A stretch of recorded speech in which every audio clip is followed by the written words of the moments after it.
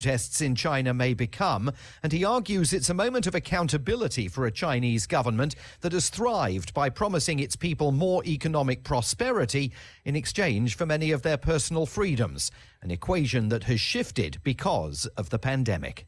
With FSN Spotlight, I'm Simon Marks.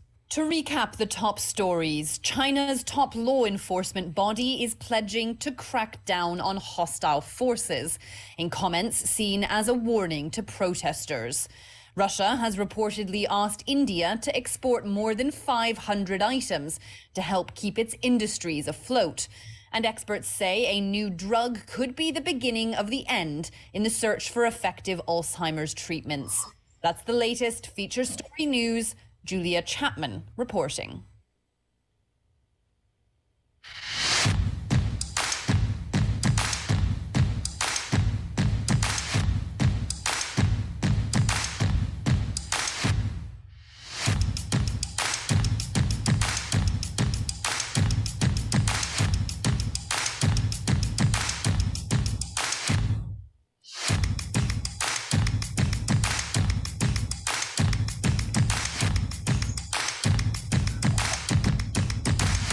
Oh, good morning. It's KCHW 102.7. It is the return of Big Mike Bench. Whoop, whoop. You know, I appreciate that great intro. And, it's been almost a month. I know. It kind of felt around here like doing the morning show like we lost the drummer to the band. Well, after 2 trips to Montana and 2 eye surgeries with me and 1 for Loretta, we're back on. We're back in the saddle. Whoop, whoop. All right. And back from, you were gone to Montana for a bit too, weren't you? Yeah. Right. We were there last week for Thanksgiving, and, but both my kids brought their families, and we rented a VRBO. So, everybody was off site, and, it was really, really a great time. The only downside is it ended up being the week that my son-in-law was on call at the clinic. So gone a lot. Hey, yeah, he wasn't gone too bad. I mean, they had Wednesday morning, and then I think Friday morning they had their emergencies in the sense that he's a pharmacologist. So when people are run out of medication or they got to change the medication because of adverse side effects, if there's nobody there, he's got to go there to basically issue the prescriptions. But yeah, other than that, it was cold and snowy and, all those things you'd expect in Montana. But you know what? My kids forgot to bring sledding equipment and stuff. Oh. And so I'm sitting there and I'm saying, okay, I can tell them what I would do, but I'm going to see if they can figure this out. And they did. They went and got shovels, and the kids used shovels for sleds. Have you ever done that? Yes. Also, garbage bags work really well. Yeah. A garbage bag, a lid from a garbage can. Yeah, and this is dangerous as all get out, but I used to use car hoods. What's really dangerous is I took a daughter up one time, and we were careful. And I stayed at the bottom of the hill in case she got out of control, but we went up sledding at the cemetery. Oh, jeez. That's really dangerous because if you end up off the road, you could slam into a headstone, Right. all sorts of stuff like that. But those hills are awesome. I was going to say they're gentle. I mean, they're No, not they're pretty. steep. There's a couple of them that are really steep. I mean, if you got up too much speed, you could shoot out right onto Flowery Trail. Well, you came back just in time for it looks like 15 days of snow. Yeah, I know it. Yeah, Oh. well, and it's earlier this year than it seems like it's been in the past. There's definitely more. I mean, right now we're probably triple the average snowfall. Yeah. But it's fine. I mean, we got rid of that little short stretch where it was in single digits, and so mid-20s and snow, and especially up here, we get very little wind.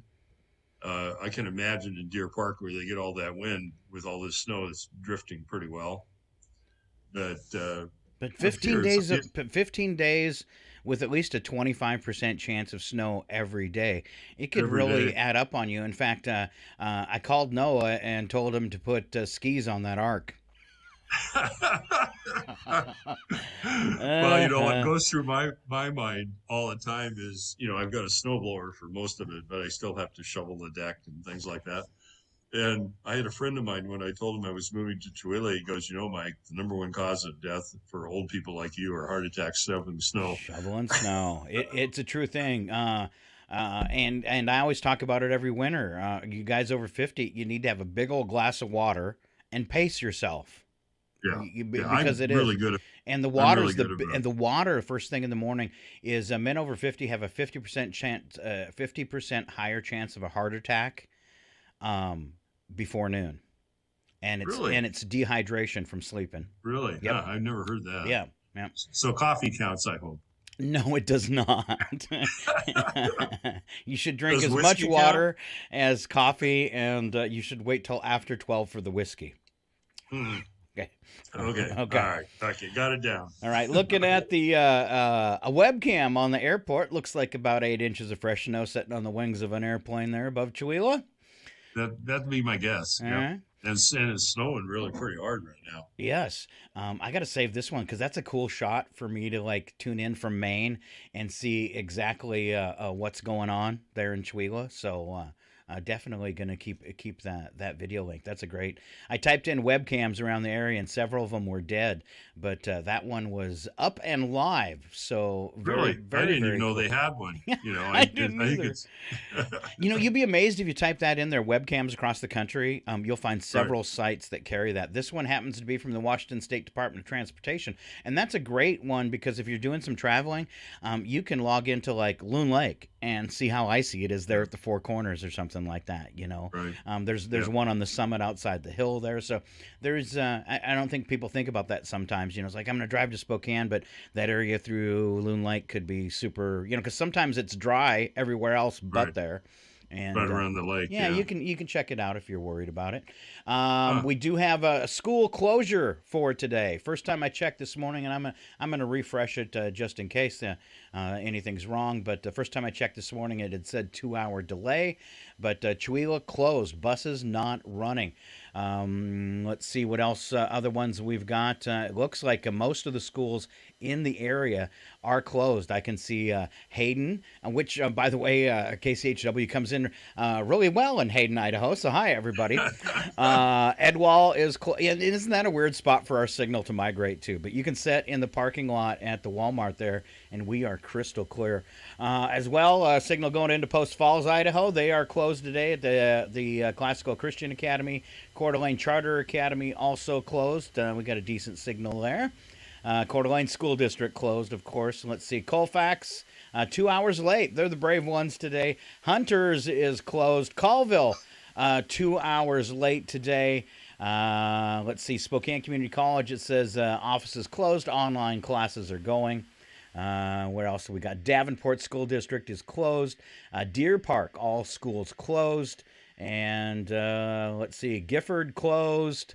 Where else can I hit? Rockford, all Freeman schools are now closed. Let's see. Yeah, that I think pretty much. Let's see. I'm looking for Kettle Falls. Kettle Falls is closed. And let's check on Loon Lake. Closed as well this morning. Mead on the north end closed. Yeah, Medical Lake. Everywhere's closed. Except for the dirt farmers and the loggers. That's right. So there you go. Snow day. I don't even have to do school breakfast and lunch now. I'll take care of that. And as far as the storm goes, you are under a winter storm warning that is flagged in red today. A 93% chance of snow. It'll give way to lingering snow showers this afternoon. Snowfall only around 1 inch, though, from this point forward, they're saying. Now, tonight, snow showers continue with accumulation of up to 3 inches, 24 for an overnight low. And looking at the temperatures, I talked about this yesterday. We don't see anything above 28 in the 10-day forecast. Some of your overnight lows getting down around 14 as we roll into the beginning of December. But let's take a look then at Thursday, 30 and 8. You're going to want to let that water drip if you're in a mobile home Thursday night for sure, all the way down to 8 degrees with morning snow showers on Thursday. Afternoon snow showers on Friday, 24 and 19. Saturday, 30 and 14. Morning snow showers at 40%. A little lighter on Sunday. They're saying partly cloudy with just a 17% chance of snow. Daytime high 27, overnight low 14.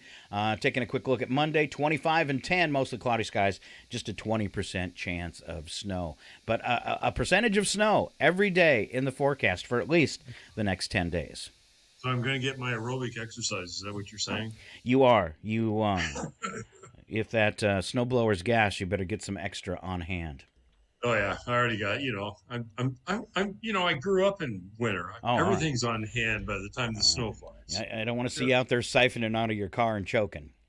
That I don't know if you could do that nowadays because of the way they've got that all throttled down. Oh yeah, kind of tough. And they got baffles in there, to keep it from, popping, backflow and. And then I think about all those years that I siphoned gas that had lead in it. Oh. So now, not that I did that illegally. Yeah, you weren't stealing, right? I wasn't stealing. All right. I can't tell on the webcam because the sun has come up, but I could when it was dark that there was snow flurries happening. Are you getting some snow right now? Yeah, it's pretty light right now. Pretty light. All right, yeah. There you go. It was pretty heavy when the sun came up this morning, but absolutely no wind. My flag is just draped there. All right, excellent day to be working from home. There you go. That's right. Excellent day. Yep. Which is what we're doing. That to me is one of the big positives that happened through the COVID is people now are so equipped that if they had a job where they could work from home, they just revert to working from home. Yeah. Or they never stopped. So it really never stops. I mean, that's a positive and a negative. I mean, it's a positive in the sense that you can continue working. It's a negative because it makes it too convenient to work. Yes. Well, I know it's a big in the big cities, city management is crying for people to come back to the office. But when you talk to people, they don't want to. Yeah. They don't want to do it. My son his company's he's back in the office and he wants to work more from home. And so they've been having him track his effectiveness from working at home. And they do that based upon, his activity. They track it all day. And he's actually more effective at home than he is in the office because there's no distractions. There's visiting and bothering. My stepson talks about that as at his job, how all the women interrupt him. Says, I'm trying to write stories because he's a writer at a newspaper. He says, I'm trying to write stories and all the ladies in the office, they just want to visit. And then he says, then if I close the door to my office, they get all offended. but that's just an example of, it's the water cooler talk and visiting and people bringing up politics or whatever, just throwing a wrench into your day. Yeah, well, because of what I used to do, I had an office, and even though I wasn't there all the time when I was there, I had to go to a closed door policy because otherwise I'd be all of a sudden be 5 or 6 o'clock and I didn't get stuff done. I had to get done. Constantly interrupted. Yeah. That open door policy, I think, is a great employee tool, communication tool, but it can be abused pretty easily. And so I got to this finally saying when Scott came in and asked me something, I said, Scott, what do you think? And then if Scott didn't think, I'd say, okay, well, why don't you give that some thought and come back in about a half hour and tell me your solution. And then, we'll tie it together, Probably lucky I didn't work with you. Because you can't think or what? No, not on my feet. I'm the perfect person to work from home. I'm unproductive there too. All right. We should probably we've got a lot of stuff coming up. I think maybe since we were doing weather, we should start with our nonprofit golf course and talk about winter fun at the golf course and what that entails and when you can take advantage of it. Okay, well, I'll start with the back end. I don't know when to take advantage of yet. Okay. We were just talking about it a week ago and saying, hey, we're going to stake it out. We're looking at grooming, although that'll probably be a little bit further down the road. We just have to have enough snow. Well, boom. Boom. So my gut feel says that we'll have some kind of an announcement. Well, we have a board meeting tonight. So, I'm sure at that point, they'll make an announcement and then I'll I'll send it out to all the appropriate people. But we are planning on marking the course just like we have in the past. It'll start at the clubhouse and end at the clubhouse. There's, I think, 3 or 4 different trails. Some are very, very easy because they're just flat and not very long. Others have some pretty nice dips in them, but not like double diamond downhill skiing. I mean, it's a golf course, so it's still pretty relatively. Sure. The parking lot, I came by last night after I was downtown, and the parking lot down below is plowed. The parking lot up by the golf creds is plowed. And then, of course, this time of the year, there you can park alongside the clubhouse where the golf carts are usually parked. And that's all plowed. So I'm sure that Ken's out there this morning cursing the snow, getting the plowing done, because you got to stay ahead of it. Otherwise, it gets almost impossible to move. And kind of the same old routine. There's no fee for the cross-country skiing. We would like to have you start and stop at the clubhouse. If you want a map or any of the rules, those are all inside the clubhouse door. Friday, Saturday, and Sunday. And actually now I believe Thursday afternoon, the clubhouse is open. So those restrooms are going to be available. That's one of the changes they made is we're going to have a 12 to 6 Thursday afternoon where very limited items inside the restaurant, appetizers, stuff that's really simple to do on Thursday afternoons. And that's just a staffing issue. You can't have a full kitchen if you're only running a limited amount of staff. Let's see, other than that, we already got people out there snowshoeing. I saw some people come by my house yesterday, but basically it's cross-country skiing, snowshoeing, and sledding. If you stop by the clubhouse, there's a couple of sledding hills that are off the cross-country course that people can point you to. One of them I don't recommend. It's more of a death wish than a sledding hill. Whoop whoop. Yeah.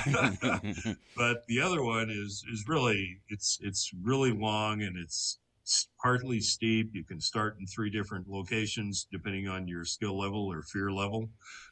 So it's out by the Snack Shack. For those people that are listening that know where the Snack Shack is on Palmer Lane, it's hole number 9. So let's see. The county was by this morning already plowing the road. Or the city was by this morning already plowing the roads. And the weather's going to be conducive. It's not going to be too cold, not going to be too hot. The snow is actually right now fairly light when I went out this morning just to check it out. Although if it warms up, of course, that'll heat up a little bit too. I'm pretty positive this weekend there'll be a go on the cross-country skiing available at the golf course. All right. And then just to finish up on that so we don't come back to it, we are running our pie specials again. We did that for Thanksgiving and we'll be doing that for Christmas. Those will come up, I think, probably next week, so you can start ordering. And I don't know how many they did for Thanksgiving, but it was a lot. I know that. And we're actually, the Rusty Putter is going to be at this weekend at the city sidewalks, and so there's some things happening down there. Let's see, if you're a golfer, last weekend was Small Business Saturday, but this coming Saturday, City Sidewalks, there'll be all kinds of golf specials if you want to give that away for Christmas. Some punch card type things, some discount type things. The Rusty Putter, for the first time ever, by the way, is offering to the public one day only a Rusty Putter premium card where, Scott, if you put $100 on it, we'll throw another 20 on top of it. Okay. And it has to be cash or check, no cards. Credit cards are taking a huge percentage nowadays, and a lot of people don't know that. So that's a public service announcement. I'm going to say every time you use your credit card, that merchant is paying somewhere between 3 and 5%, depending on this type of business. So checks are back in fashion. Cash is always in fashion. But yeah, that's the first time we've offered that to the public, and that's a hell of a deal. But one day only from 10 in the morning until I believe 7 that afternoon, Saturday afternoon. So, okay.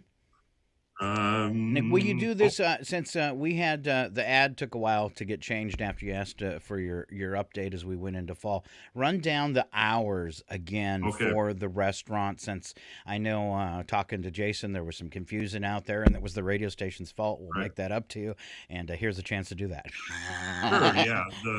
The set hours are Friday, Saturday, and Sunday. Friday and Saturday from 8 in the morning until 7 in the evening. Sundays from 8 in the morning until 3, and that includes breakfast till 3 o'clock. And if there happens to be a Seahawks game, like a 1 o'clock game, then they stay open until the game's open on Sunday, or over on Sunday. And they're on Thursday afternoons. They're going to try this out, I believe, starting this week from 12 to 6, a very limited menu, primarily appetizers that are available if you want to stop by. But really no traditional menu items. So I would just count on the Friday, Saturday, Sunday, because the Thursday's more of a pilot test to see how that goes. Okay. And then and that'll continue up until sometime in April. We are going to be closed over Christmas. That traditionally is what we do. It's to make sure that they're closed from the 23rd to the 25th. That type of thing. So, but other than that, wide open. All right. We actually, we had all new furniture from the outside, out in the patio. We brought that all inside. It's actually pretty nice in there now. And it also gives us a template of what to look for, because we are getting new interior dining room furniture this winter. So you can come in and you can kind of check it out. It's got high top tables. It's got 4 top tables. It's got 6 top tables. It's got a lounging area. And so if you come in now, you'll get a pretty good feel of what it's going to look like when we open in the spring. So do you get a feeling that there's still some openings for holiday parties if some people are late on that? There is, not so much. Well, I don't know for sure on the weekends, but I call and confirm, and you can go 509-935-6807, extension 4, or you can email them at rustyputter@CheweelaGolf.com. And they are doing a couple of them this year during the week in the evenings. And so, and if you call Sean or Brittany and get that book, they can tell you how much, because there's discounts involved. And it's really dependent upon the number of people that we feel will be there to do it. So excellent. Trying to be as flexible as we possibly can. We have our to-go. We've always had to-go meals ready, but we're emphasizing that a little bit more too. If you just want to kind of stop by and grab something, take it home, that type of thing. All right. Okay. All right. A lot of things coming up this week. I know we've got First Thursday Art Walk, and that's like going to be a beautiful evening. Maybe some light snow on the streets of Cheweela, out there enjoying the First Thursday Art Walk. I think that could be a lot of fun. It is. I actually got a call yesterday from a gal from the Crave District saying, "Man, it looks like it's snowing," and of course they're part of that Hallmark. And I says, it's a beautiful Hallmark Christmas picture. It is. It is. And all the lights are up downtown. They've got the new stars up. I mean, I can't imagine what it's going to look like. Because it's just, especially with just a light snow or no snow on top of the fresh snow, it's going to be beautiful down there. In fact, Tim Nielsen, Trails End Gallery, posted on a Facebook last night a beautiful shot of his shop with the snow in front of it, saying, "We're open on Thursday, and Cheweela's not afraid of snow." That was one of my favorite things when I lived downtown. Was around Christmas time, after a fresh snow, was to take a walk downtown, because you have the whole place to, at 11 o'clock, everything's closed. You got the whole place to yourself, and it's so quiet you can hear the snow dropping. Oh, yeah. Well, yeah. And it's absolutely. very pretty downtown. Yeah, very nice down there. Yeah. So anyway, we do have the First Thursday Art Walk coming up, and we've got... let me get to my list here. We've got holiday wreath sale at Yale Press. Okay. The holiday show at Mountain Market on Main. So it's a variety type thing. The Spotlight Gallery will have the Spirit of Clay. And if you haven't seen Red's stuff, that's beautiful stuff. Quailside Forge is the first attendee. John Hostetter is going to have some stuff there. And A Wee Bit of Leather, which is John and Lynn Cassidy, are going to be there for the Spotlight Gallery at the Aaron Huff Memorial Center. And then the holiday show is going to be at the Gerald's Inn Gallery. And, one of the things I've had to do for a grant that I have is track people coming to the Spotlight Gallery. And Scott, this blew me away. Since we started tracking in June, I believe, we're averaging 40 to 45 people attending on Thursday evenings, just in that one location. 40% of them are for out of town. No way. Yeah. I mean, I about fell over because what we do is we get their name and zip code and their email if they want to give it, but we're more after their name and their zip code because I have to track, the state requires me to track for grants. And I would say of that 40%, about half are from Colville or North, Arden. But the other other half of that 40% are from Meade, Newport, Spokane, Davenport, Moses Lake, Canada. It's all over the board. Well, And so many little towns don't have the passion for this kind of stuff that Chihuahua has had for years now. So, I've complained about where I live not happening nothing. When you're looking for something to do, what a great thing. Hey, we can drive to Chihuahua tonight and take part in the art walk. That's awesome. And that's awesome that it's bringing in tourist dollars. That's what you wanted. Well, and from a creative district standpoint, we're trying to figure out how to have 2 a month, and then we'll move to 4 a month. I think right now we're going to look at doing a Friday evening one and tie it into the restaurants. We're trying to get that put into play. The framework's already there. We just need to figure out the help. I mean, because as you know, this town fuels up on volunteers. Mm-hmm. So, and like a lot of organizations, 90% of the work is done by 10% of the people. So we're trying to expand that volunteer corps. And the first thing we're targeting on that is to do another evening type thing. And we're targeting Friday to help out the downtown restaurants, keep some people downtown on Friday. And I know things are happening like at Fired Up Pizza. They're doing some stuff over there and that will tie into that. And of course, Sporty's is always open until a little bit later on Friday too. So, I mean, I think as we move towards that, that'll really, really work well. Mm. So First Thursday Art Walk is a thing, as they say. It's a really, really good press. And so there's that. I think I'm going to move into the big event coming up, which is on December 3rd. And if I remember right, you said the weather's going to be really, really nice that day. Okay. Yeah, that's what I say. It depends on your view of nice, though, I suppose. But yeah, it's wintertime. Get out and enjoy it.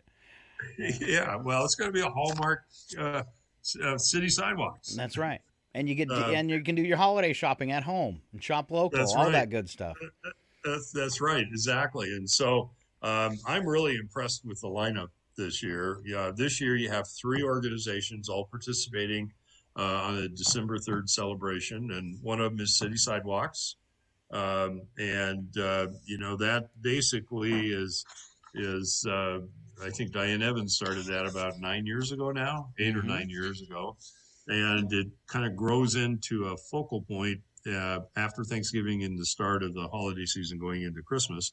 And, the typical to us, but unique to people that have not lived here before or come into town, there'll be the downtown will stroll through the town for shopping specials. There'll be a craft fair, live music, dance performances, Santa, caroling, and lots of Christmas cheer. There's a map out there of city sidewalks if everybody's participating, and it's on Facebook, and it's you can get it from the chamber. You can go on to the Creative District website. It'll be available as a handout at various locations downtown. And there's 19 participating businesses this year. Wow. Which is, wow. I mean, the Rusty Putter is participating not only at the Rusty Putter, but we're also going to have a mini booth down at downtown in Chihuahua. And I know I was talking to Brittany Jones the other day, and they're going to have cookie decorating for kids, sponsored by the Rusty Putter. So, City Sidewalks is on. Then you forgot the tractor rides. Yep, tractor rides. Well, I got a whole list of stuff here, and then we're going to move to Farmers Market. Okay. Farmers Market's bringing in the big tent, the big top. It'll be on 3rd Street between the Huff Memorial Center and the Cultural Center and the Senior Center. That street will be blocked off, and that's where they'll be. Farmers Market, they'll have all kinds of artisans. They're going to have bakers there. They're also going to have live music, cookies, apple cider, drawings for prizes. And all this is from 10 to 3, by the way. So you don't have to get out of bed really early, and it'll be done before dark, that type of thing. And one of the things I really want to tell people is parking. If you want to park on Main Street, it's probably going to be pretty limited, especially now with the snow. But there's lots of parking off of Main Street. And I love the Paul Setti quote. I'll remember this till I leave. Cheruila does not have a parking problem. It has a parking cultural problem. Everybody wants to be on Main Street. Everybody wants to be on Main Street. Yeah, exactly. So anyway, Farmers Market's going to be there. I think this is the 3rd year for them. And then the Creative District, this is our 1st year. And the Creative District is going to have Chewville. And it's going to be patterned after Dr. Seuss. We're going to have the Grinch there. We're going to have a real live Grinch. I've seen the Grinch. The Grinch is really pretty cool. Is it you? It isn't me. Oh. No, it's actually somebody that knows what they're doing. How's that sound? Okay. And actually, the Grinch is coming in from the Tri-Cities, so we're bringing in out of town talent. A professional Grinch. A professional Grinch, and it's going to be in a couple of different locations. It's going to be at the Creative District in the morning, and then later in the afternoon. But it's going to be at the Yale Press. It's going to be visiting different locations downtown, for the idea you can take selfies and things like that. Then the Creative District's going to have the mayor of Chewville there, and you'll never guess who the mayor's going to be. Could it be our mayor? No. No. It's somebody way more cooler than that. So that's not a slam. Okay. All right. It's going to be your friend of mine, Joe Wasinski. No way. He would be an excellent mayor of Whoville. So he's going to be the mayor of Whoville. He'll have the top hat, and he's going to have the big bow tie, and he's going to MC the entertainment, and all that good stuff. And if you haven't met Joe, it will be an entertaining afternoon with the mayor of Whoville. Lots of surprises always with Joe. Exactly. Yeah. So we'll have entertainment for the Creative District. It'll include music there again, dance performances throughout the day. I saw the lineup yesterday, and literally every 45 minutes, there's something else that's changing over to something else in the dance studio side of the Huff Cultural Center. Piano music, the Stevens Valley Stompers are going to be there. There's going to be a choir there.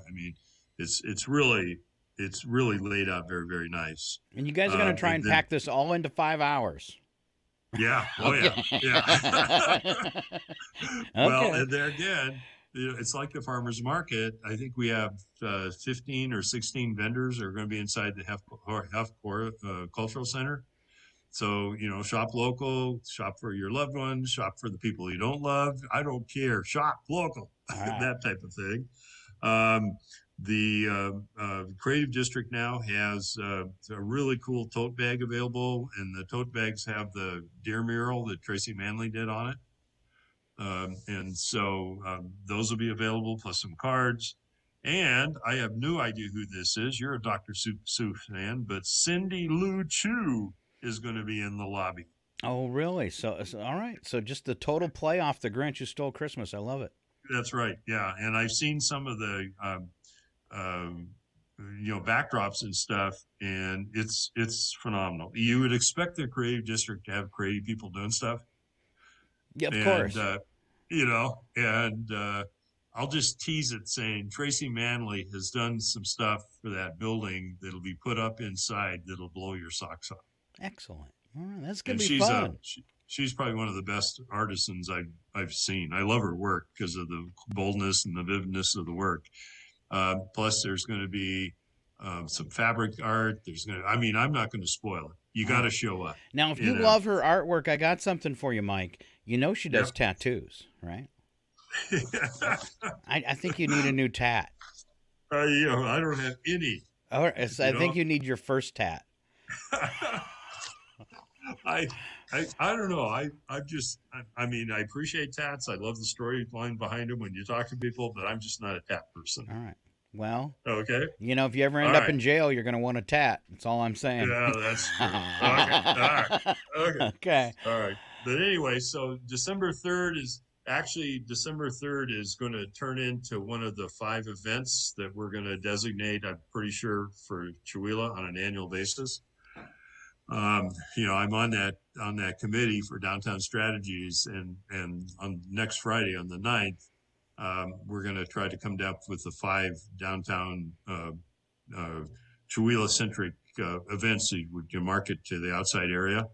And I think this is because of the phenomenal participation from so many different organizations and businesses and individuals. I think personally, this is going to be one of my votes is going to be for this event. It's got legs. It's been around a while. It's got people that know what they're doing to make sure it happens. I think it's going to be a signature event. So, and then we move on. We don't want you getting bored in December. You know that. Okay.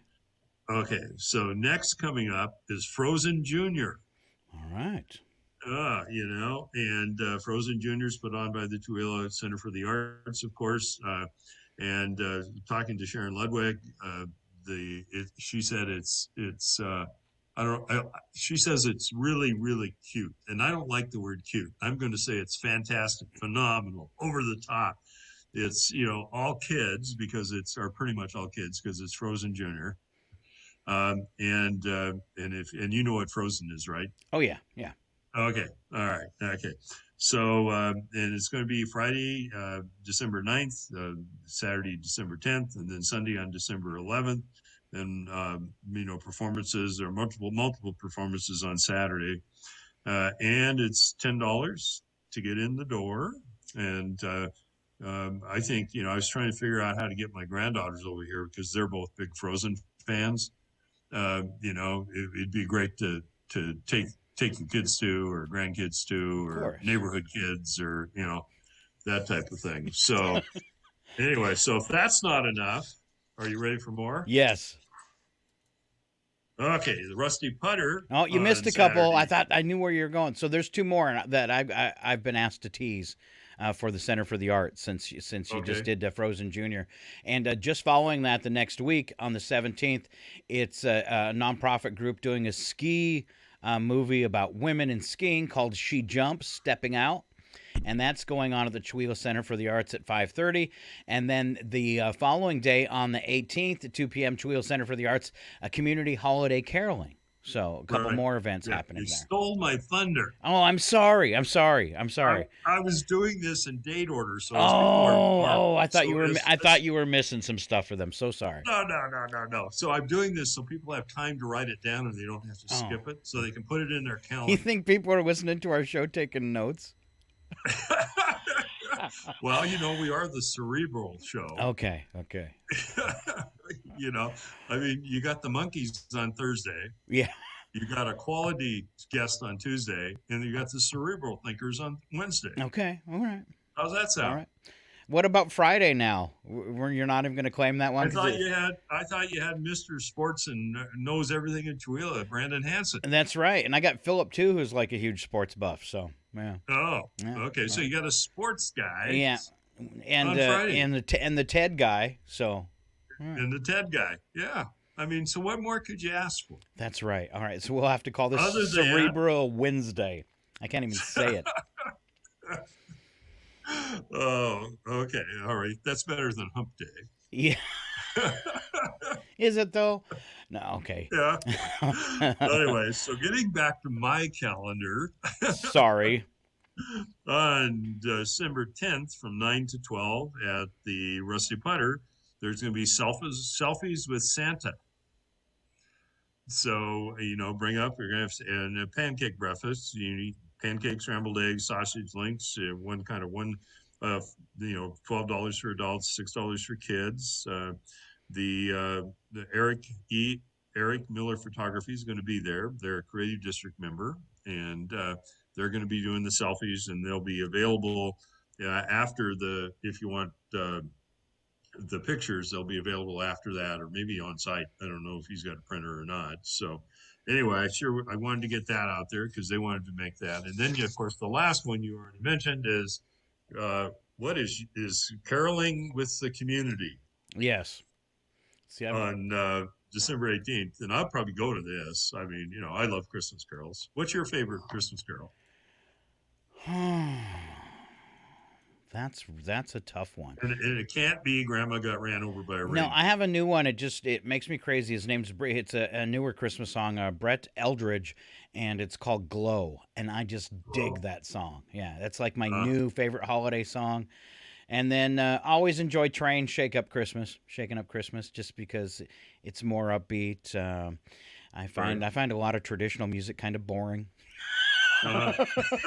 Just me. See, I've got three genres that I like. One of them is like Jingle Bell Rock.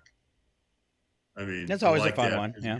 Blood flow. From a traditional standpoint, I've always liked the Hark the Herald Angels. Okay. And then from a pop genre type thing, what is the Mariah Carey one everybody gets sick of? All I Want for Christmas Is You. You singing that to your wife, are you? The one I'm most apt to belt out in the car if no one's listening is White Christmas, actually. So yeah. And I used to, years ago, I used to be in a choir, and that was one of the standards was White Christmas. Did you have to kneel when you were in that choir? No, because you're so darn tall. Yeah, well, I was generally in the middle or on the very end, not, and, they would VU. What they figured out pretty quick is they couldn't put me in the back on any kind of risers because I look like a huge ponderosa pine. Yeah, that's what I was picturing. Sorry. But yeah, White Christmas would be right up there too. And, that's one of those that you probably, if I thought about it, I'd still remember all the words to. Mm-hmm. I mean, it's such a standard. So anyway, so that's what I have for I got one more thing, and I really want to emphasize it, but I want to say from a community roundup standpoint, I keep beating this drum. If you say there's nothing to do in Chihuahua, you're living under a rock. We just named a whole bunch of things you can go do and get out and exactly. do, so. Yeah. And January is usually kind of our quote unquote slow month, but I already know there's a couple of things cooking in January, that will be finalized in the next, actually one of them's already finalized. Another one will be finalized in the next 2 weeks, over and above the standard art stuff. Right. And so, and then February, they're working on Winterfest for February 4th. Hopefully I'll know more about that within a couple of weeks. But,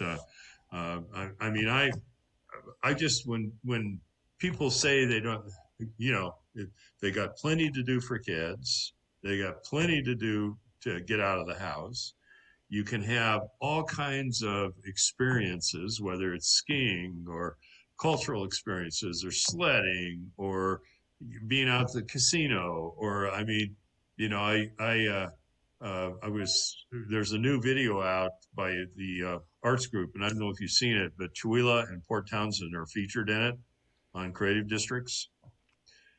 And in that, I'm one of the people that's interviewed, and I mentioned that there's quite a few years ago, the Chamber put a video together called the Jewels of the Northwest. We were one of those. I remember that one. Yeah. And if you want to go on YouTube, you can see it there. Or you can see, actually, if you go to YouTube, you can go to the Creative Placemaking in the Washington and watch that video too. And I mean, it's just astounding to me. A town of 2,600 is just kicking butt and taking names. There you go. I mean, Now, does it fit everybody's wheelhouse? No. But I don't know if even like a Spokane community fits everybody's wheelhouse. I mean, that type of thing. So anyway, just real quick, a couple of chamber announcements, and then I promised Holly Hungerford I'd make one final announcement. One of them is the Colville Animal Sanctuary. They're doing a toy drive, and the chamber's a place you can drop off pet toys, that type of thing. And just talking with Janet West the other day, they're pretty well overran right now with pets. So if you an adoption type thing is well in the works. And then something, if you are a nonprofit, get a hold of the chamber, because they're going to be doing a seminar on nonprofit Washington labor and industry training. And even if you have an all-volunteer corps, there's some responsibilities on the labor and industry side that you have to maintain. So I think it'd be well-versed to get a hold of Peony down at the chamber and find out what the particulars that are. And then last but not least is Operation Santa. Happening again this year. Good job, Holly. Happening, yeah, with Holly, yeah. And I got this really nice email that basically says, Chewelah Kiwanis Operation Center will also be holding our drawing a fully decorated Christmas tree, which is in Washington Federal, by the way, if you want to check it out. And over $800 in gift cards. Now, I'll warn people, I have entered this drawing. Gift card, okay. Man. Yeah, I know. Gift certificates, and one winner will win the whole prize. They'll be at City Sidewalks. They'll be in Chewelah Family Chiropractic selling tickets from 10 to 3, and they'll have the drawing at 3 p.m. Tickets are $5 each. And they all go to Operation Santa, and they can be purchased not only on the city sidewalks, but also at Acres United Drug, Washington Federal Bank, Chewelah Chamber of Commerce, and Redline. And so you got plenty of places to pick that up. And, it's Operation Santa has been around forever, of course, and it's been a stalwart of the Chewelah community. And, cough up a couple of bucks. It helps out a lot of people. How about the kids? So let's see. I think I got everything. Is that enough? I think that's enough. I've got one more. This started yesterday, also happening in the lobby of the Chewelah branch of Washington Federal Bank. This running from through December 13th, when they will have the drawing at 10:45 on the 13th. And this is proud of St. Joseph's Hospital Guild. They're raising funds for 3 local health occupation scholarships. Check out the silent auction items at the Washington Federal lobby. Like I said, through the 13th at 10:45. Generous support goes toward a 2-year renewable Jenkins High School graduate scholarship and an annual EMS training scholarship. Throughout COVID, St. Joseph Guild continued to support local health occupations education and awarded $7,500 in scholarships. So that there's something else you can go support and maybe win some cool prizes. Right. On that silent auction. All right. Let's see. Well, if Mike covered everything, we will go to break. It's KCHW Chewelah. And then when we come back, we'll get a little goofy. We've got some history for you, the day's goofy holidays, odd news and nuggets, and a little bit more if you stay right here. It is Northern Lights Public Radio, KCHW 102.7, and we will be right back.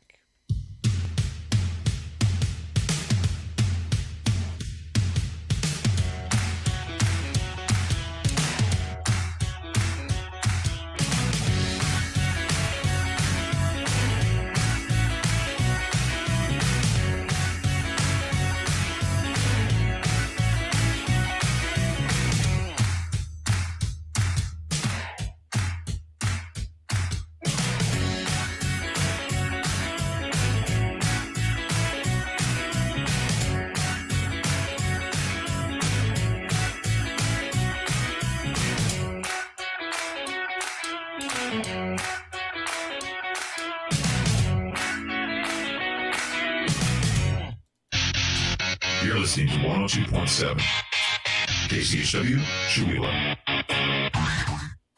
The Public News Service Go Newscast, November the 30th, 2022. I'm Mike Clifford.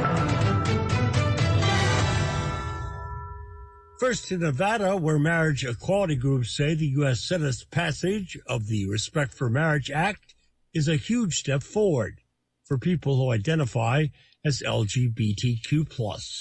Chris Davin with the Henderson Equality Center says no state should be allowed to disregard legal same-sex unions. It should not be up to somebody else who somebody can marry because of their beliefs, their religion, their ideology. When do we finally say enough of enough on who can dictate what we can and cannot do as living beings? The Senate added language to the bill, clarifying that people who run wedding-related businesses and have religious or moral objections don't have to participate in same-sex unions. The bill now goes back to the House for a second vote, where it is expected to pass and then be signed by President Joe Biden. Senate Majority Leader Chuck Schumer said the vote shows that, in his own words, the long but inexorable march towards greater equality advances forward. This is Suzanne Potter reporting. And a New York City company has been working to make buildings across the city more sustainable. Block Power, founded in 2014, has made it a priority to ensure communities of color are not left behind as New York City moves to a more climate-friendly future. It provides clean energy options like heat pumps and air filtration systems and financing for office and apartment buildings to become more energy efficient. But the company's work goes beyond New York City. Bryant Elder with Block Power describes an upcoming project to electrify an entire city. We have a project in Ithaca that we launched a couple of months ago. We're agreeing with the city of Ithaca to electrify 6,000 buildings in Ithaca. So we're looking to expand to 2 cities. We have similar contracts and similar agreements with Menlo Park in California, Denver, Colorado. So we're looking to expand that as well. One of the bigger challenges of this work, Elder finds, is making sure people are aware of the benefits of making buildings more energy efficient. He says greening a building isn't cheap and can be different in every case, but the company helps with financing to help ensure climate-friendly options aren't out of reach for anyone. I'm Edwin J. Vieira.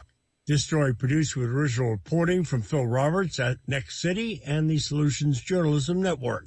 The company also works with the New York City Housing Authority to improve energy efficiency in public housing.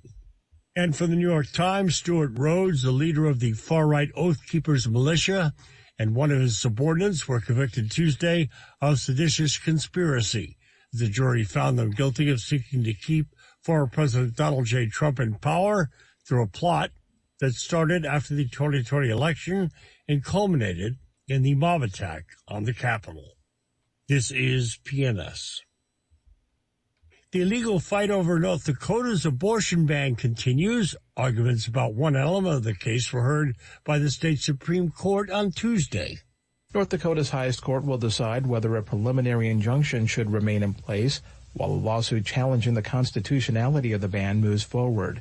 The state contends a district judge erred in temporarily blocking the law, including an opinion that there's a substantial probability the overall challenge will succeed. Attorney Mitra Metazada, who represents the Red River Women's Clinic, feels the opinion has merit, noting North Dakota has one of the strictest abortion laws in the country. It's incredibly important that we recognize that this kind of law furthers no state interest. It's just going to harm people. And Metazida argues lifting the injunction would harm not only patients, but physicians and hospitals. I'm Mike Moen.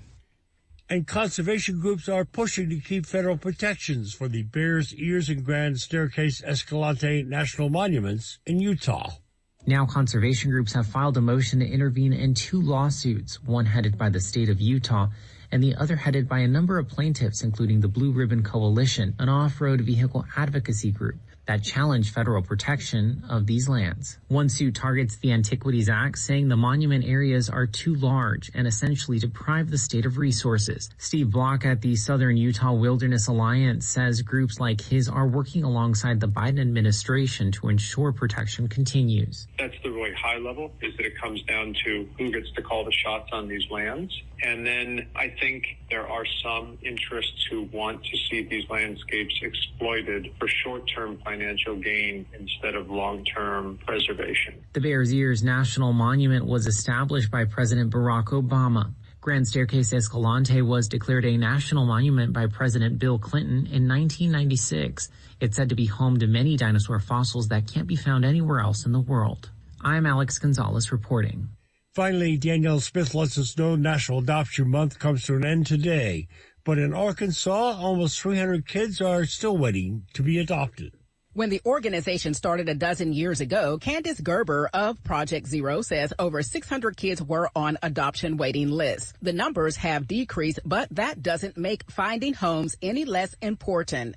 Gerber says her group works to raise awareness about the children who are available for adoption. And we do that through short films and our website. DCFS in Arkansas has granted us to be the only online art gallery that showcases a professional headshot of each of the kids that's waiting to be adopted. This is Mike Clifford for Public News Service, member and listener supported. Hear us on interesting radio stations, your favorite podcast platform. Find our trust indicators at publicnewsservice.org. It's 8:18. Your KCHW morning show is made possible by donations from Chihuahua Flooring. Chihuahua Flooring at 214 East Clay in the 3rd Street Mall offers a wide variety of products, including carpet, ceramic and porcelain tile, vinyl and laminate planks, and vinyl sheet flooring. Chihuahua Flooring carries products for both commercial businesses and residential homes, including brands like Southwind, Deltile, Mannington, and Mohawk. For more information, you can visit online at chihuahuaflooring.com. Call 509-935-8021 or via email through chihuahuaflooring@gmail.com. Your KCHW morning show made possible by a donation from God-Fearing Brothers Auto Center. God-Fearing Brothers specializes in auto services, including repair, maintenance, and detailing. They also stock a full selection of tires, make glass repairs, offer towing, and have an auto sales lot on the corner of Highway 395 and Main Street at the light. For more information, you can visit the Auto Service Center at 806 East Main in Chihuahua.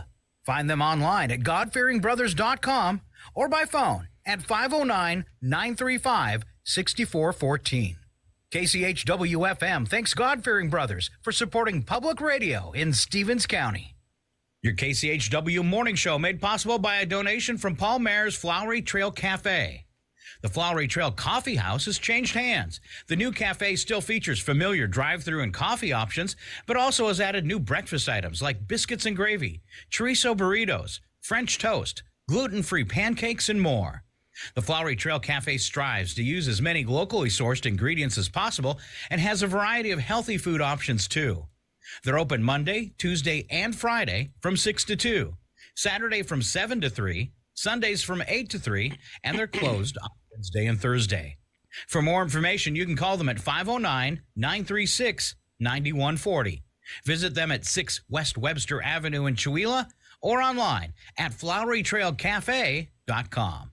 Are you ready to make a difference in Chihuahua? New Health is hiring for several clinical positions in our Chihuahua Medical Clinic, including medical assistants and certified nursing assistants. With competitive salaries, benefits, and professional development opportunities, New Health will help you grow your career while providing quality health care to your local community. Learn more about the available positions and apply online at newhealth.org/careers. That's NEWHEALTH.org/careers. Or give us a call at 509-935-6001 to learn more. That's 509-935-6001. New Health, bringing healthcare into communities and communities into healthcare since 1978. This is KCHW, Chihuahua, 102.7 FM.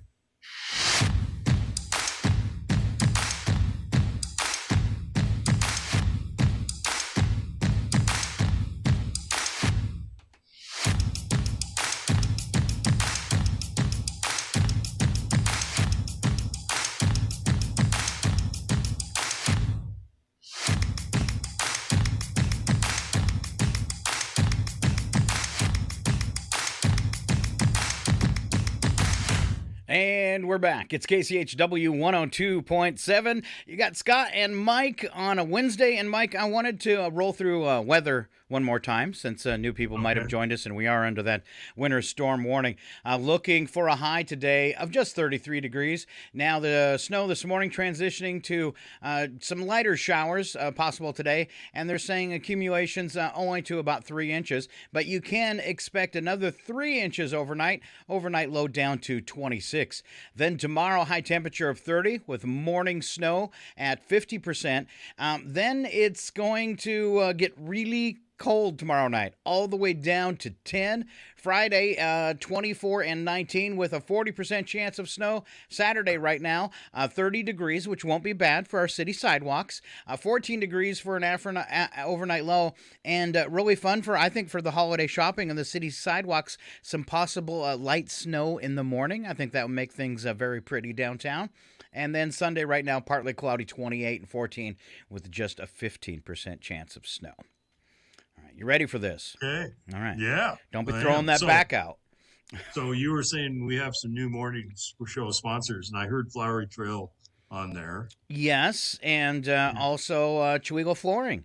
Okay. Getting a year-long a morning show sponsorship. And then, of course, our diehard supporters there from God-Fearing Brothers supporting the morning show now for a couple of years. Right.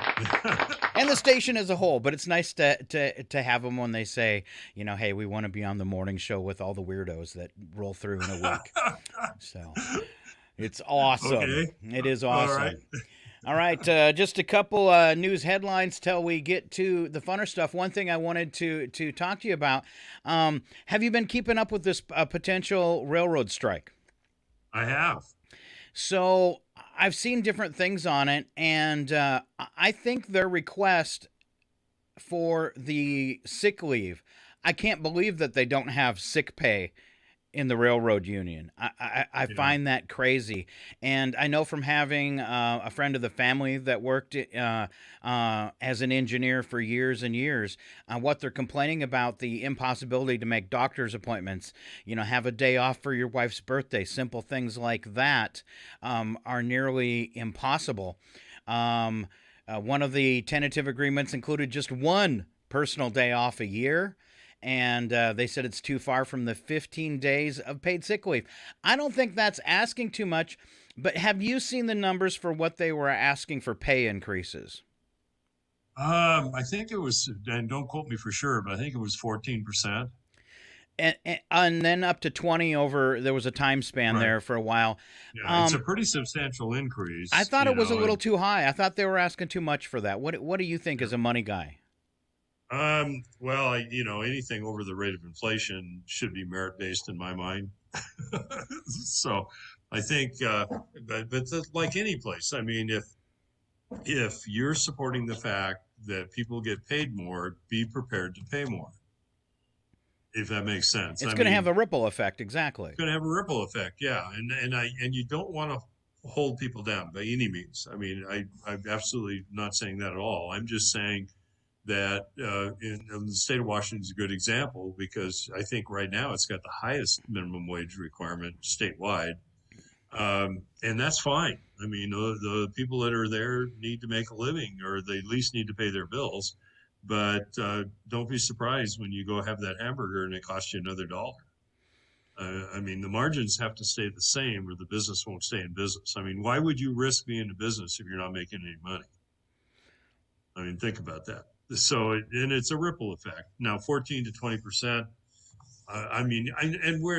To be honest, neither of us know all the background information as to why that number's there, but it seems to be excessive. Now, the sick pay, I agree with you.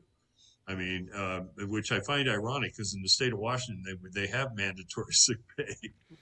Well, and the sad thing about it is if we haven't learned anything from COVID, and as one of the union negotiators was saying, he's like, we have to come to work whether we, no matter how sick we are and whether we have the flu.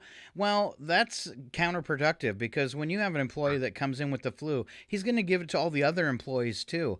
And now maybe you get people that are just too sick to even be there. And then he's saying they're punished for that. It didn't say what that punishment was, but I think, just if we've learned anything from COVID, I don't care if it's a retail person or what. If they are genuinely sick, they shouldn't be out there exposing coworkers or the public. Now, granted, on a train, you're not exposing the public unless it's Amtrak. Who is also in this too. It affects Amtrak railways too. So, and then the other thing I thought was kind of ridiculous on their part was the $1,000. They're asking for $1,000 bonus every year. Now, granted, $1,000 isn't that much, but what's the bonus for? It's like you're saying, where's the merit behind this?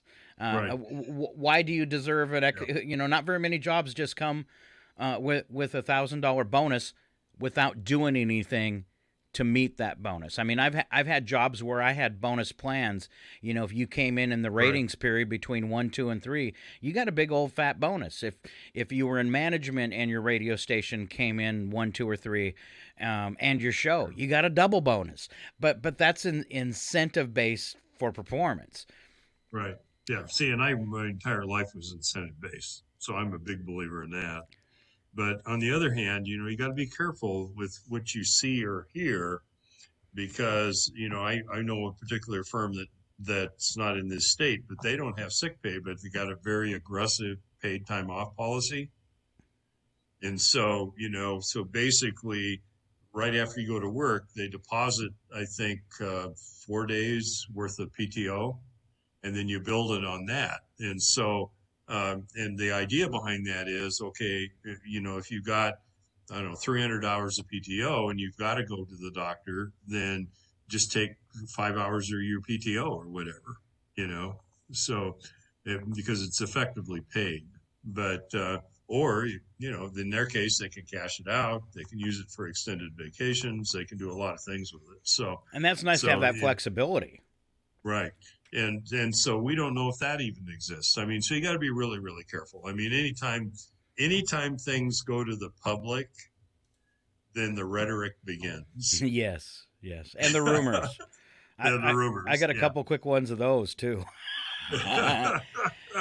So, but, you know, the downside is, you know, the government's probably not going to allow them to shut down. And because it's a critical infrastructure thing, and that's why that's there. I mean, because if the railroad shut down, then obviously you have supply shortage problems. You got logistic problem, because we are such a real time society today that if that particular freight is delayed for a really short period of time, then it goes through the entire system. Well, just like a grocery store runs out of groceries in 72 hours. Exactly. That should scare the out of everyone. Yeah. Well, and I think my feeling is you're going to see a reversion back to some degree of more warehousing and less just in time. Yeah. Because COVID taught us that. I mean, if nothing else, that there's too many hiccups in the system that can screw it up. And but yeah, I mean, I'm always a proponent of people wanting to do better. I mean, I've never said that, but there's also got to be value behind wanting to do better. I mean, for all parties involved. Sure. You know, and the problem in today's society to some degree is the numbers are getting so big that, you know, $1 billion here and $1 billion there, and pretty soon you got real money type mentality, that people see that, but they don't understand that through the entire system. And so the numbers are bigger, but the margins are still the same or have been shrunk. Okay. I mean, so don't look at the top line revenue, look at what the net is. I mean, that's really the way to look at it. So for everything. For everything. Yeah, for everything. Well, you know what it takes to run the radio station. Yes. I mean, that's a really good example. And my hat's off to the board for the radio station. And, you know, in my opinion, they've kept the rates down too long. Because they've basically been the same for 5 years? Yeah. But as a nonprofit at the same time, you know, we've discussed that a bunch. You're scared to raise the rates where, now granted we're small town, but we're even below small town radio rates for sponsorships. Right. And it is different than commercials, you know, but there's always that fear that, you know, when you run on a tight budget, that if you were to raise those sponsorship rates, that you would lose some sponsors. And can you handle that? And it's precarious. Now we actually have our first paid employee. And so you got to be real cognizant and careful of that. But as you've said many times, it is a screaming deal when you think of promoting your business. Now, in public radio, it's considered a thank you announcement for your donation. But it's still for the business on the end of it. It is a form of publicity. and advertising. So Yeah, and I mean, I look at it just on relative terms. As years ago, I did the KVI radio show in Seattle, and it was $1,000 a week for a 1-hour show. For you to rent that time, is that what you're saying? To rent that time, sure, yeah. Sure. And this was back in the early 2000s. Now rates have come down a lot because of competition between social media and other forms. So back in the day when I was when radio was probably at its pinnacle, and I was working at a station for KXOY, morning show rates were $100 an announcement. Right. Now they're probably 10. I mean, it's actually decreased immensely. But back in those days, your number one station in town might command 17 to 19% of the listening audience. So that means out of everybody listening to the radio in Spokane, 17% of them are listening to your station. If you're number one and at the top, that's huge. I mean, that's a huge, and look at the population of Spokane. So that's a huge percentage. Today, in all markets across the United States, number one radio station looking at a 5.5 to a 5.9. That's a huge difference from the 90s. Right. And that tells you other people have went to their phone for news, information, and entertainment. So you got to be priced competitively. We don't have any competition. Right. So it makes it really difficult. But you also, we as the public have to recognize that a nonprofit not necessarily is a not-for-profit. I mean, because you got to have some profit to build reserves, to replace equipment, to hire people, to, you can go on and on and on. And that's always a scary thing for a small town radio station. What happens if the transmitter pops and you don't have $12,000 in the bank? And we've had that happen once. We were out on the streets with our hands out with Mooch the cat, trying to mooch money, to get our transmitter fixed. So we don't, and that's where memberships. Soliciting donations.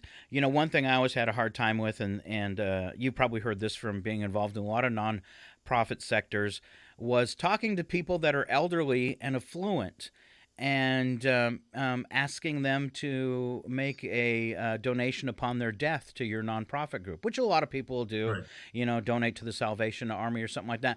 But I found that personally as something I never wanted to talk to somebody about. To come to you and say, hey, Mike, you love the radio station. You might pass in the next 10 or 20 years. Could you leave some of that to public radio in Chewelah? Yeah, and that's just, of course, that's what I did for a living, but it was an easy conversation to have because you would just say to people, if you were that person, I'd say, Scott, what kind of legacy do you want to leave? What kind of effect do you want to have? What kind of effect do you have? I mean, it's your decision. Do you want it to be family oriented? Do you want it to be nonprofit oriented? Do you want it to be public service oriented? Or do you want to give the money to the government? Because that's ultimately where it goes if you don't have a plan. Mm-hmm. A lot of it. They got all sorts of sneaky ways to take that from you at end of life. Exactly. and so it was an easier discussion to have. I mean, I used to tell people when we were talking about estate planning stuff, people would say, well, if I die, and I'd say, if, Mm-hmm. You put a when in front of that. I don't. Yeah. It's a win, and you never know when. So, but, so you get comfortable with it and you just listen to them. If they don't want to do anything about it, you don't worry about it. I mean, but there are a lot of people that do want to do something. They just don't know how to get it done. I had a friend who was very fond of the radio station in Chewelah, and she knew her death was imminent. She was dying from COPD. And that was one of the things she did. We had our very first really bad fire season here in Stevens County. And she knew we didn't have a way to stay on the air if the power went out. And she purchased us a tri-fuel backup generator and the money to have it plumbed and all the electrical stuff Right. too, and and she never wanted her full name to be ever said on the radio, but that was just kind of a legacy she left for the people of Chihuahua that very few people know about. You know, Well, and it was and very there's- cool. And there's more of that than you would think. I mean, there really is, because people don't, in a lot of cases, when you do giving philanthropically, you don't want a grandstand. I mean, it's kind of like, I told you, a quote the other day that we were talking about headstones. And I said, mine would be touch the lives of many, is remembered by none. That's exactly what fits into there. Sure. I mean, because it's not important for people to know the name. It's important to the individual that whatever they're supporting has a legacy. It has legs. It's, it's not going to go away, that type of thing. And frankly, giving breeds giving. I mean, once people understand that and what it goes to, then you'd be surprised. Sure. I've dealt with family groups, for instance, where one does it and then another one wants to do it, another wants to do it, and, things like that. And so, yeah, and it's a hard conversation to have if you're a son or a daughter of somebody, but it's an easier conversation to have if you're a non-related third party. Yeah. So, all right, there's some news for our other nonprofits in town too. Yeah, exactly. Yeah. All right, here's a strange one that they're not investigation underway, so we'll wait for details to find out if it's coincidence or nothing. But 5 cars from the Secret Service that were rented in Nantucket burst into flames a day after they were returned to Hertz. So and these weren't cars Biden was in, but it was what the Secret Service used around the whole event. Yeah. But that's a weird one. Was it because they were one cop fire and they were all parked together, or did the Secret Service want to hide something and burn 5 cars? I want to know. Well, I'm sure there's a conspiracy theory out there somewhere. I'm sure, especially on the right, they're probably all coming out now with what could potentially happen. But no, Joe Biden wasn't in any of the cars. The cars. Yeah. All right. All right. Let's move on this morning. We've got a few celebrity birthdays. Woody Allen turns 87. Director Ridley Scott. That's the Alien franchise, right? Right. 85. Yep. Writer-director Terrence Malick. It says 790. 90. Boy, he's... I'm going to guess that's 79. Right. Mandy Patinkin turning 70. Oh, I love him. He's a great actor. Billy Idol, 67. Still dresses the same, too. That's awesome. Ben Stiller, 57. Alicia Cuthbert, Elisha, I'm not sure how you say it, from 24 is 40. Let's see, Chrissy Teigen, 37. And Rebecca Rittenhouse from the Mindy Project, 34. And for history, let's have Mike Bent serve it up today. Okay, all right. Well, in 1954 in Salakwa. Did I get that right? I'm going to say you're close. Okay, Salakwa, Alabama, an 8.5-pound sulfite meteorite crashed through the roof and hit Elizabeth Hodges in her living room after bouncing off her radio, giving her a bad bruise. Wow, that's aimed for the radio. That's lucky. Yeah. Hopefully they weren't listening to our show. Yeah. By a meteorite. That's right. 1982, Thriller. Michael Jackson's 6th studio album was released. 7 songs from the album were land in the top 10. And here again, if you haven't seen Thriller being done by the Stevens Valley Stompers at Fall Fest, you can go on the Creative District website or Facebook page, and it's there. And it was cool. I will go check that out. That's awesome. Yeah. In 1997, a 34-year-old man walked into Bielefeld, Germany, police station, and confessed to the armed bank robbery in the town 10 years earlier, carrying guilt for 10 years. Mm-hmm. Police told the police he found God and finding a Bible in the street, wanted to confess. All right. I wonder where it got him.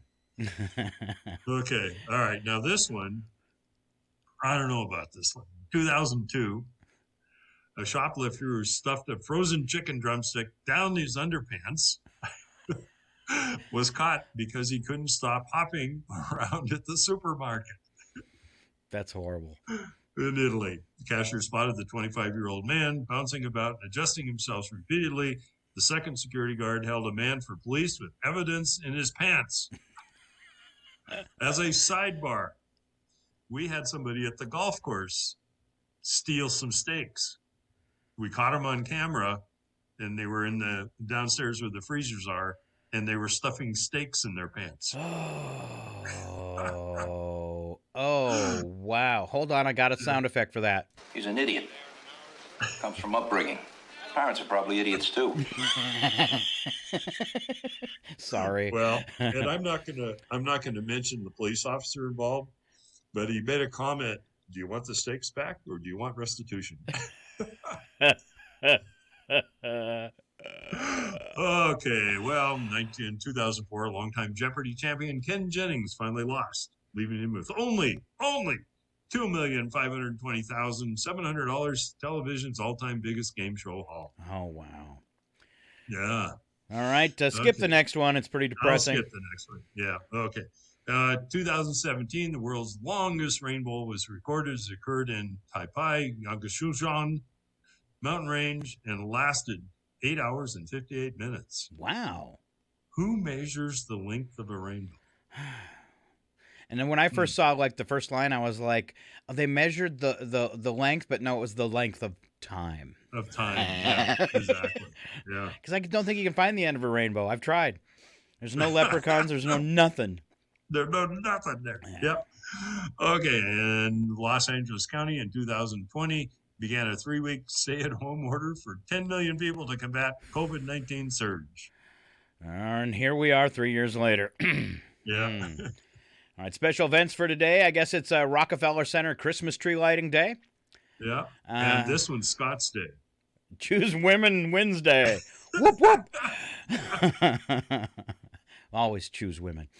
All right. And one thing I'll say about women, I've had lots of bosses over the years, and I would say as a whole, compared to the male bosses that I've had and the female bosses, women were better. Really? I would say I had one boss who kicks everybody's butt. Some people might remember he was a celebrity in Spokane. His name was Scott Valentine. And he was he's over in Seattle on the radio now, absolutely amazing boss. But I never had a female boss that I could complain about. So really? Yeah. Huh. Yeah. Huh. See, I've never had a female boss. Well, I have too. When I first went to college, I worked for a Goodyear tire dealership that was owned by a couple of women. I have had a female boss I wanted to date, though. Just saying. I'm not going there. All right. All right. It's Computer Security Day. Change that password and maybe take it off the bottom of your keyboard. It's a Mason Jar Day, Methamphetamine Awareness Day, and you should never take anything that you can hardly say. Mousse Day, as in chocolate mousse. It's a Personal Space Day, so stay back. And then it's stay at home because you're well day. That's called a personal day. Personal day. All right. Yeah. Number for the day, Mike Bentz. 350 million. Wow. And what's that? Yeah. The real Christmas tree is currently growing in the U.S. Oh, I mean, there's something about a real Christmas tree, but I'm going to say save the trees and get a plastic one. I guess if you're getting them from a tree farm, if you're getting them from a tree farm and not taking them out of nature, I would say that's okay. Yeah, that's agriculture. Yeah, that's right. That's right. Yeah. So, yeah, no. And we happen to have a tree farm here, don't we? Yeah. We do. We do, but they don't sell Christmas trees anymore. They don't. Oh, that's true. There's a big sign up there. No Christmas trees available. Oh. All right, let's wrap up this show today with, the world of the weird. Slap some bacon on a biscuit and let's go. We're burning daylight. It's the world of strange. A world gone wacky. Out here, due process is a bullet. And some of the scariest people on the planet. I think you're bluffing. Be afraid. You know, you look mighty pretty when you get mad. It's your odd news on KCHW. Just sit back and enjoy the show. Woo! We're going to start off with a news attack. First sentence is true. Second sentence, a bad joke. And you got a good one to start off with, Mr. Benz. I do, actually, yeah. The top baby boy and girl names for 2022 will soon be revealed. Yes. Congratulations, Tesla and Pumpkin Spice. I wonder if anybody's named their kid Tesla. Yeah, exactly. You know, I had, I was in Wenatchee a long, long time ago, and I was working with a guy who named his daughters Willow and what was the other one? It'll come to me in a minute. But named after trees, and he was a forester. Willow and trees. All right. Let's see. New research shows that the arms of prehistoric women were stronger than even those of today's top rowers. And they didn't even have Pelotons. That's all I got. Well, that was actually better than the line. I like that. Yeah, I switched it up. Yeah. Okay. Well, police in South Africa caught a man who had stolen a cell phone and hid it in his pants. What's this thing about hiding stuff in your pants today? Guys are nuts, man. When the phone started ringing while they were questioning him. Scott, what's ringing in your pants? That's not mine. The poor guy went from having a cell phone in his pants to being a cell without a phone. See the play on words there? Yes. But with a big inmate who wants to get in his pants. Oh. I got my 2 hands up. I surrender. Come and lock me up. Mike hates the bad ones, too. Exactly. All right. Do you have a cold or the flu? Some health experts want you to be sure you know the difference. If it's the flu, your husband will not be able to work and will spend the day in the bed. If it's a cold, your husband will call in sick and spend the day playing video games. It's probably true. Probably true. Yeah. Well, you know, we have Prince William and the Princess of Wales. They're personal friends of yours. Yes, they are. I heard they're visiting next week. Yes, Wednesday they'll be here. Yeah. Okay, well, they're going to arrive in the U.S. Today. Okay. All right, Wednesday, for a 3-day visit. So are you prepared? Yeah. Totally prepared. They're going to be pretty upset, though, when they learn that all the Black Friday sales have ended. That's what they were coming for. Yeah. All right. Apple Music says its song of the year is Stay by The Kid Laroi and Justin Bieber. What's impressive is that a senior citizen like Justin is still making #1 songs. Okay. Yeah, he's been around that long now. He's considered a senior. Really? Yeah. Oh, okay. Still looks 12, though. Okay. Well, you know, the fastest growing group of injured motorcycle riders is people over 50. I wonder when that is. I don't know. It's just so hard to find a bifocal windscreen. That's bad. That's bad, All yeah. right. Study found that wealthy people spend less time looking at others when they walk down the street. It's because they're too busy watching for pennies.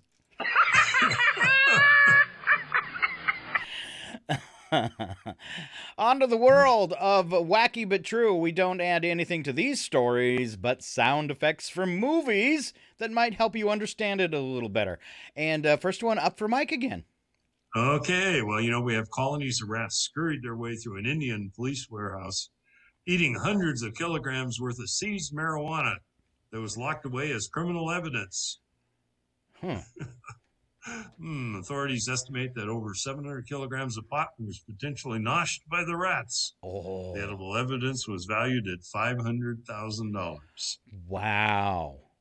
So I got a bunch of sound effects for what the rats might say after eating $500,000 worth of marijuana. First rat. Wow! Wow! Wow! All I can say is wow! And the second rat. Wow, man! And the third rat. Wow. Let's do that again. All right, sorry. Police in England encountered a crazy situation when a senior citizen named Dennis was found traveling 70 miles an hour on a highway on a mobility scooter. I think this has happened before. His mobility scooter had a maximum speed of 8 miles an hour, making him 62 miles per hour short. Police safely escorted him off the road, and he was very angry. You tiny-brained whoppers of other people's bottoms.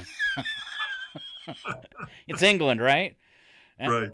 And this is what the police in England had to say. The Knights Hussein demand a sacrifice. All right, that's my Monty Python for today. It's all you, Mike. Okay, all right. Well, we have Charles McDowell, better known online as Wide Neck, for his notorious wide-necked mugshot, was reportedly arrested for fourth time in 4 years the other day at Pensacola, Florida, on charges of alleged stalking and withholding child or spousal support. Yeah, quality guy. Yeah. Okay. With the arrest came a new mugshot of McDowell, who gained viral acclaim in 2018 after a similar mugshot showcased his memorable. Or memeable. They're saying you can make a meme out of his giant neck. Yeah. Yeah. Wide Neck went viral online. In that instant, he was arrested for drug possession and eluding police. So that's not his first time. So I want you to know I spent 5 minutes trying to find a sound effect about a neck, and it worked out pretty well. Oh, what's wrong with your neck? I took a Viagra, got stuck in my throat. I've had a stiff neck for hours.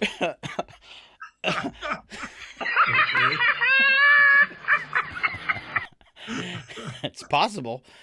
Possible, yeah. It's possible. All right, police in Florida say a man filed a complaint that a 300-pound prostitute robbed him of $100 before pedaling away on a bicycle. Okay, fat jokes. You want to do fat jokes? Yeah, I want to do some fat jokes. A real woman could stop you from drinking. You have to be a real big woman. Okay, sorry. Well, let's go to California. Please, we quickly. We haven't picked on California in a while. Okay. A California man's home security camera captured footage of an apparently confused bear that attempted to make a meal out of an inflatable. Oh, David Lester said in a Facebook post that he woke up Saturday morning to find the inflatable Rudolph he had put out for Christmas had been shredded by an early morning visitor. He wrote, "Sad news. Woke up this morning to Rudolph lying on the ground, unresponsive. No amount of CPR or duct tape could revive him." Lester shared the security camera footage showing the decoration being mauled by a bear that visited his yard at about 5 a.m. And you can YouTube it. It's online. Yeah. That's right. All right. Oh, man. Sad story and a little holiday sound effect to go with it. From now on, gang, we won't let Rudolph join in any reindeer games. Yeah. All right. I saw a picture of this one. It's absolutely crazy, and it looked like it hurt. A Spanish Coast Guard rescued 3 stowaways found sitting on the giant rudder of a big ship after an 11-day journey from Nigeria. Photos shared on Twitter by Spain's Maritime Safety and Rescue Society shows 3 men cramped together sitting on the rudder like a horse of a massive oil tanker. It was just less than 3 feet above the waterline, but they managed to hold on for 11 days. Really? Tanker arrived on Monday at the port at one of Spain's Canary Islands before departing from Nigeria. They were rescued. The 3 men were taken to the hospital and treated for dehydration. Not all that funny, but it made me think about... You cheated. Pirate. Really bad pirates. All right. Last story is all Mr. Mike Bentz. Oh, yeah. Well, I did move up from Texas. Okay. So this is a Texas story. All right. All right. A Texas man is raising money after his ex-girlfriend allegedly burned his house down because he thought he was cheating. The Bexar County Sheriff's Office said in a statement that Senada Soto burglarized and set fire to Tommy Gary's home after she FaceTimed Gary's phone and another woman answered the call. Oops. Ooh. Okay. The woman who answered the call, however, turned out to be a relative of Gary. Sheriff's office said it obtained a video of Soto lighting the couch on fire, which spread through the house, causing more than $50,000 worth of damage. Okay. According to the police, Soto texted Gary saying, "Hope your house is okay," while his home was ablaze.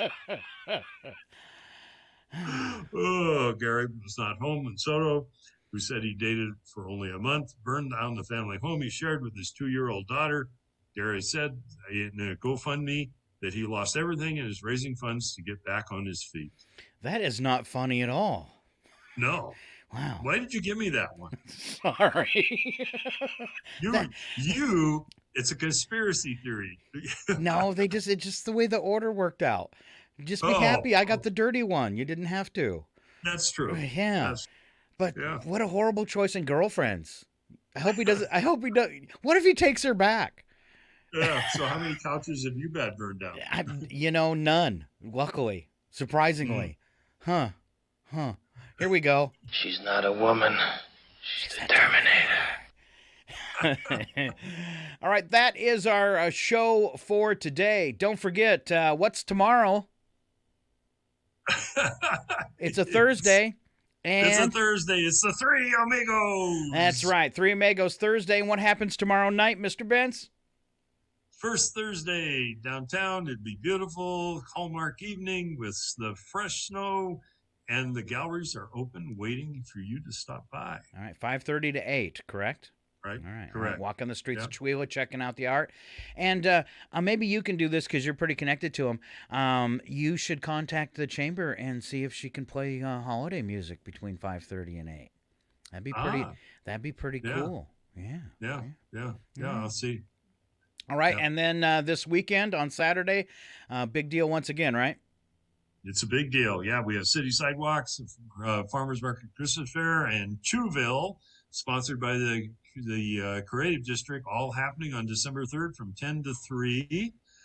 Music, food, artisans, gifts, the Grinch. We have the mayor of Whoville being there, and Cindy Lou, and Santa, and reindeer, and Scott's going to show up. And tractor rides. It's tractor rides. All right. Tractor rides. There you go. No, it's going to be a great time. A phenomenal time downtown Chihuahua. And, come early and stay late. How's that sound? All right. Yep. A fun Thursday evening and a fun Saturday awaits ahead of you in the next couple. So enjoy it and be careful out there on the roads. If you got to be driving, watch out for the other drivers because we know you all drive good, right? Mm-hmm. That's right. All right. Exactly. All right. Yep. And we'll leave you with this. Hail to the king, baby.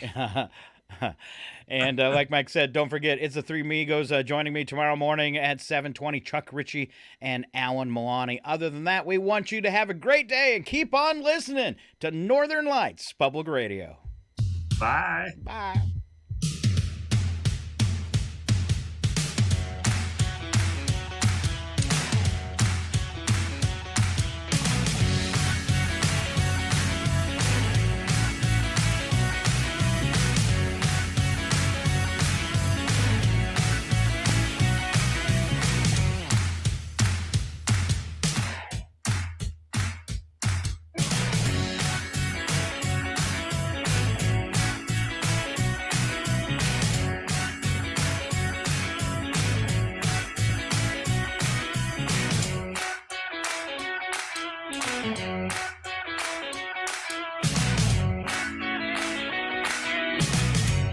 Your KCHW Morning Show, made possible by a donation from God-Fearing Brothers Auto Center. God-Fearing Brothers specializes in auto services, including repair, maintenance, and detailing. They also stock a full selection of tires, make glass repairs, offer towing, and have an auto sales lot on the corner of Highway 395 and Main Street at the light. For more information, you can visit the Auto Service Center at 806